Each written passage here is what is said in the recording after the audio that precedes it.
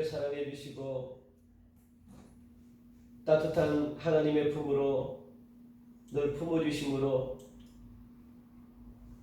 하나님의 그 한량없는 사랑으로 말미암아 우리의 영혼을 회복시켜 주신 하나님, 오늘도 밖에는 비가 오지만 그래도 하나님의 그 큰 사랑이 너무나 고맙고 감사하기에 오늘 하루 시작하는 이 새벽에 저희들 또한 주의 전에 나왔습니다. 하나님, 이곳을 주목하여 주심으로 이곳에 성령이여 충만히 임재해 주시고, 그러므로 말미암아 하나님, 왜 내게 성령님을 주시고 왜 우리에게 은혜를 주시고 왜 우리 이 땅 가운데 하나밖에 없는 독생자 예수님을 이 땅에 보내시면서 우리를 살리시고 그리고 또 살리신 이 땅에서 무엇하여 주기를 원하시는 하나님의 그 분명한 목적을 오늘 이 새벽에 알고 깨닫는 은혜가 있기를 원하오니, 주여, 우리가 그냥 왔다 그냥 돌아가는 시간이 되지 않도록 인도하여 주시며, 하나님, 우리가 정말 하나님 앞에 예배드리는 이 모습이 그냥 종교성을 띠고 습관처럼 그냥 율법에 사로잡혀서 왔다 갔다 하는 그런 하나님 인생 되지 않도록 오늘도 성령님께서 우리와 만나 주심으로 말미암아 나의 허전한 마음이 말씀으로 채워지는 은혜가 있게 하여 주옵소서. 그러므로 오늘도 이 험악한 세상 하나님 말씀이 우리를 인도해 주심으로 아버지 승리하며 살 수 있도록 인도하시고, 오늘도 이 어두운 세상을 환하게 밝히는 빛의 사명을 감당해 드리는 귀한 성도님들의 삶이 되게 역사하여 주옵소서. 하나님, 이곳에 우리의 모든 묶여있는 문제들 그리고 우리의 얽혀있는 모든 아픈 마음들 성령께서 풀어주시길 원합니다. 말씀으로 하나님 이 시간 치유되어지고 해결되어지는 은혜가 있길 원하오니, 주여, 우리의 무거운 모든 짐들을 다 내려놓고 돌아갈 때는 기쁘고 즐거운 마음으로 하나님 돌아갈 수 있도록 인도해 주시되, 하나님 가정을 변화시키고 그리고 또 직장을 변화시키고 또 만나는 사람들을 변화시키고, 그러므로 하나님의 나라가 우리들 가운데 날마다 이루어지게 은총을 베풀어 주옵소서. 오늘도 우리의 우둔한 하나님 생각과 우리의 우둔한 마음과 우리의 우둔한 하나님 또 지식을 하나님께서 벗겨주심으로 말미암아 하나님을 깊이 알아가게 하시고 하나님을 깊이 만나는 교제의 시간이 오늘도 하나님 이루어질 수 있도록 역사해 주시기를 간절히 원하오며, 특별히 이 나라 이 민족이 하나님 정말 하나님 앞에 무릎 꿇고 주의 도우심을 바라보며 하나님 이 땅의 모든 악한 하나님 어둠의 권세가 물러가고 하나님을 온전히 찬양하는 그런 복된 나라로 다시 한 번 더 회복시켜 주시사 전 세계에 하나님의 복음을 전하는 하나님께 다시 한 번 더 쓰임받는 그런 귀한 성령 충만한 나라가 되게 역사하여 주옵소서. 하나님, 이곳에 주님의 은혜가 날마다 차고 넘칠 수 있도록 성령 하나님 역사해 주시기를 간절히 원하옵고 깨닫는 영을 허락하여 주시옵소서. 감사하며 예수님 이름으로 기도하옵나이다. 아멘. 오늘은 시편 19편 말씀입니다. 시편 19편 1절부터 우리 14절까지 우리 교독하시겠습니다. 시편 19편 1절부터 14절까지 말씀입니다. 하늘이 하나님의 영광을 선포하고 궁창이 그의 손으로 하신 일을 나타내는도다. 날은 날에게 말하고 밤은 밤에게 지식을 전하니, 언어도 없고 말씀도 없으며 들리는 소리도 없으나 그의 소리가 온 땅에 통하고 그의 말씀이 세상 끝까지 이르도다.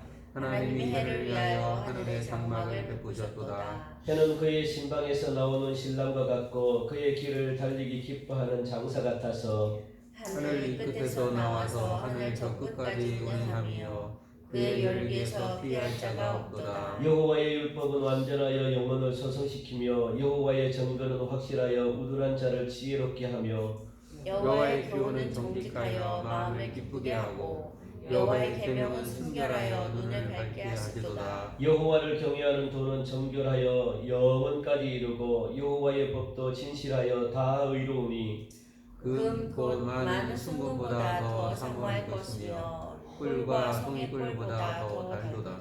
또 주의 종이 이것으로 경고를 받고 이것을 지킴으로 상이 크니이다. 자기 허물을 능히 깨달을 자 누구리요. 나를 숨은 허물에서 벗어나게 하소서. 또 주의 종에게 고의로 죄를 짓지 말게 하사 그 죄가 나를 주장하지 못하게 하소서. 그리하면 내가 정직하여 큰 죄과에서 벗어나겠나이다. 나의 반석이시요 나의 구속자이신 여호와여, 내 입의 말과 마음의 묵상이 주님 앞에 연락되기를 원하나이다. 아멘. 오늘 본문 말씀은 창조주 하나님의 위대하심을 인간뿐만 아니라 이 자연도 함께 하나님을 찬양하고 있음을 오늘 고백하는 그런 시가 바로 오늘 시편 19편의 시입니다. 창조주 하나님의 위대하심, 인간뿐만 아니고 모든 피조세계도 하나님을 찬양하고 있다는 것, 우리는 오늘 이 새벽에 꼭 기억하시기 바라고, 이 시에서 우리가 보면은 하늘과 궁창, 그리고 또 낮과 밤, 모든 하나님의 창조물, 이 하나님께서 창조하신 모든 피조물들, 창조물들은 하나님을 노래하고 있다라는 것이 우리에게 큰 도전이 됩니다. 우리뿐만이 아닙니다. 그러니까 우리 인간만이 하나님을 찬양하는 것이 아니고 하나님이 지으신 모든 세계 속에서 하나님을 찬양하도록 하나님이 만드셨다는 거예요. 그들에게는 오늘 성경 말씀 보니까 언어도 없고 우리와 같은 언어도 없고 소리도 없고 인간이 쓰는 방법이 아니더라도 자연 그 자체의 아름다움을 통해 가지고 하나님의 영광을 나타내고 있다는 겁니다. 얼마나 위대하십니까? 하나님은 놀랍죠. 우선 오늘 본문을 우리가 이렇게 살펴보면 크게 두 부분으로 우리가 나눠볼 수 있는데, 먼저 전반부인 1절부터 6절까지 말씀은요, 자연 속에 깃든 하나님의 형상, 그리고 또 하나님께 영광에 대해서 그렇게 찬양하고 있는 것을 볼 수 있고, 그리고 7절부터 우리 14절까지 말씀은 우리에게 주신 하나님의 말씀은 완전함을 묘사하고 있습니다. 하나님의 말씀은 완전하다. 이것을 가지고 일반 계시라 그러고, 그리고 또 이것을 가지고 특별 계시라 그럽니다. 그러니까 앞에는 일반 계시를 통해서 하나님께 영광 올려드리고, 뒤에는 특별 계시를 통해서 하나님께 영광 올려드리는 것을 우리가 볼 수 있죠.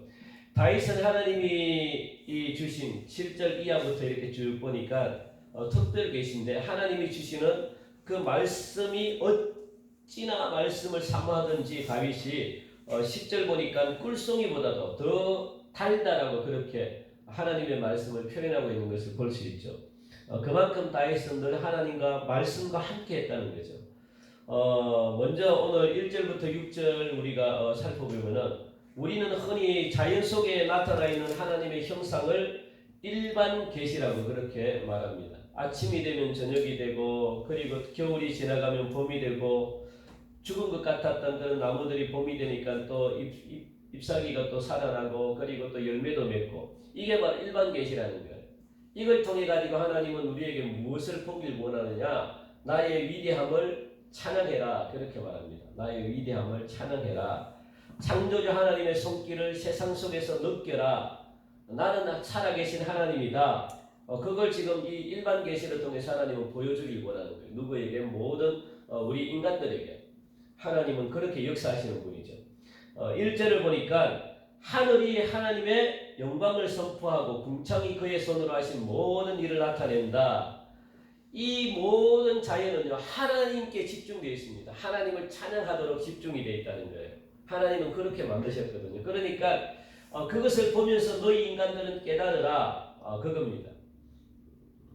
하나님은 자연을 아름답게 창조하고 가꾸셔가지고 우리 인간들에게 선물로 하나님이 자연을 주셨다는 거예요. 그런 아름다운 자연 속에서 살아가는 우리 인간들이 그 자연을 보면서 즐거워하고 자연을 보면서 기뻐하면서 그러면서 하나님은 그 기뻐하는 그 인간들의 모습을 보면서 또 하나님은 또 좋아하십니다. 그게 자연을 우리에게 주신 선물이죠. 너희들은 기뻐해라. 내가 만든 이 창조를 보면서 기뻐해라. 그런데 나는 너희들이 기뻐하는 그 모습을 통해서 나는 너무너무 너희들이 기뻐하는 그 모습을 좋아한다. 그게 찬양이거든요. 그러니까 2절부터 4절까지 말씀이 그걸 보여주고 있습니다. 날은 날에게 밤은 밤에게 지식을 전하고 언어도 없고 말씀도 없고 들리는 소리도 없고 그의 소리가 온 땅에 통하고 그의 말씀이 세상 끝까지 이르도다. 하나님이 해를 위하여 하늘의 장막을 베푸셨다라고 말씀하면서 자연의 오묘한 질서 속에서 창조주 하나님의 섭리가 드러났다는 거예요. 자연을 통해 가지고 우리에게 보여주시는 것은 자연이라는 일반 계시를 통해 가지고 이 창조주가 있음을 알아라는 거예요. 창조주가 있다. 만든 주인이 있다는 거예요. 이 자연을 만든 주인이 있음을 너희 인간들은 알아라. 그런데 사실 하나님께서 우리에게 이처럼 자연을 주시고 자연을 통해 가지고 하나님께서 창조주고 또 하나님이 살아계심을 깨달으라고 자연을 주셨는데 그게 잘못된 거죠. 주셨는데 이 자연을 섬기는 사람들도 있다는 거예요. 자연을 오히려 자연을 하나님 그 속에서 하나님을 발견하지 못하고 자연을 섬겨버리는 거예요. 그게 이 땅에 얼마나 많습니까? 미전도 종족 같은 사람들 전부 다 자연을 섬기잖아요. 이 자연을 섬겨버리고 그러다 보니까 하나님이 그 속에서 실망을 해버린 거예요.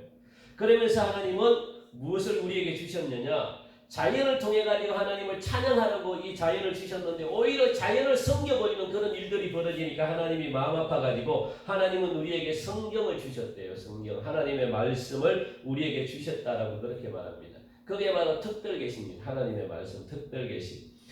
이 특별계시라는 것은 우리가 정말 찬양해야 될 대상이 누구인지를 알게 해주는 거예요. 자연을 통해서 나를 찬양해라고 그렇게 자연을 갖다가 막 하나님이 잘 돌봐가지고 우리에게 줬는데 그 오히려 인간이 자연을 섬겨버리니까 그게 하나님이 가슴이 너무 아픈 거예요. 그래서 하나님의 말씀을 통해 가지고 성경을 주셨는데 이 성경을 통해 가지고 우리는 무엇을 해야 되냐면 창조주 하나님이 누구인지를 알라는 겁니다. 우리가 어떻게 영원한 생명이 이르게 되었는가를 이 말씀이 우리에게 가르쳐 주더라는 거예요. 바로 하나님의 말씀을 통해서 우리는 알게 되는 거죠. 하나님의 말씀이 없었다면 우리는 무엇이 죄인인지도 깨닫지 못했다는 거예요. 하나님께서는 어리석은 우리를 통해 가지고 말씀을 주셨고 그 말씀을 통해 가지고 하나님 자신이 어떤 하나님 이 자신을 갖다가 우리에게 나타내 주시고 우리와 이 대화를 하기를 원하시는 거예요. 말씀을 통해 가지고 하나님께서는 우리에게 이렇게 말씀하시는구나, 이렇게 하라고 우리 이야기하시는구나. 그래서 하나님은 특별 계시, 영원히 변치 않는 그 하나님의 말씀을 통해서 나와 대화하자는 거예요. 대화하자. 이 속에 너희들이 원하는 궁금증이 다 들어있다. 그러니까 말씀을 통해 가지고 나의 위대함을 깨닫고 나를 찬양해라. 그런 뜻입니다. 그러므로 하나님의 뜻을 깨닫고 알고 하나님을 닮아 거룩하게 살아가기 위해서는요, 주의 말씀이 우리에게는 필수적인 거죠. 하나님의 말씀이 우리는 있어야 된다는 거예요. 다윗은 하나님의 말씀을 항상 노래했다는 겁니다. 묵상하고 가까이 함으로 말미암아 하나님의 위대한 은혜를 갖다가 다윗은 누릴 수가 있었다는 거죠. 하나님이 주시는 위대한 은혜. 그 하나님이 주시는 위대한 은혜가 뭐냐면 말씀과 했던 사람들은요, 하나님께 모두가 위대하게 쓰임 받았는데 오늘 다윗은 이 베들레헴이라는 작은 마을에 아주 이세 아빠가 이세잖아요. 이세 집안의 막내 아들로 다윗이 태어났습니다. 그리고 들판에 양을 치는 목동으로 그렇게 삶을 아주 누추한 그런 삶을 살았던 사람이 바로 다윗인데 이 막내 아들이 목동이었는데 평생 시골에 목동으로 살 수밖에 없는 그런 인생을 하나님이 특별히 그 막내 아들인 다윗을 불러가지고 머리에 안수로 하시고 그리고 기름을 부으시고 누구로? 다윗을 이 이스라엘이라는 이 지구상에도 뭐 전무후무한 그런 놀라운 축복을 주면서 이와 같은 왕이 없을 정도로 하나님이 그렇게 이 목동에 불과한 아주 시골 촌떡이에 불과한 하나님 그 인생을 말씀과 함께 하니까 지금까지도 위대한 왕으로 가장 위대한 왕으로 기억되는 것을 볼 수 있죠. 하나님이 그만큼 이 다윗을 갖다가 많은 축복을 주셨다는 거예요. 말씀과 함께 하나님을 찬양하고 하나님을 묵상하고 하나님께 경배하고 하나님께 영광 올려드린 모든 삶의 인생은 하나님은 가만히 놔두지 않습니다. 하나님의 위대한 은혜를 갖다가 누리게끔 하나님은 그렇게 우리를 인도하는 것을 볼 수가 있습니다. 다윗으로 하여금 무엇이 이런 축복을 누릴 수 있도록 했는가? 바로 하나님의 말씀을 사모하는 열심이 다윗에게 있었기 때문이다라고 성경은 오늘 우리에게 말씀해주고 있습니다. 그러니까 하나님의 완전한 축복을 누릴 수 있게끔 말씀이 우리를 인도한다는 거예요. 말씀과 함께하는 사람들은 완전한 하나님의 주시는 축복을 누릴 수 있습니다. 얼마나 감사합니까? 하나님의 말씀은 다윗에게 있어가지고 오늘 표현하잖아요. 이 많은 순금보다 많은